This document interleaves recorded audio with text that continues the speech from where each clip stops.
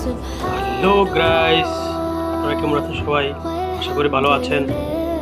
দেখেন, আজকে আমি একটা সাগরের মাছ রান্না করলাম, খুব লোভনীয় দেখতে। চাইলে আপনারাও আপনার ঘরের ভিতরে পাক করতে পারেন। এটা ছোট মাছ সাগরের, আমি নিয়ে আসলাম, আসে সুন্দর করে পরিষ্কার করলাম। পরিষ্কার করে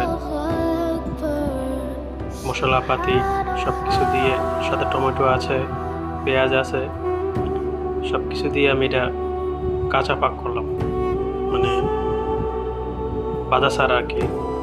খুবই টেস্ট হবে ইনশাল্লাহ। আপনারা চাইলে আপনারা ঘরের ফ্যামিলির জন্য বানাতে পারেন।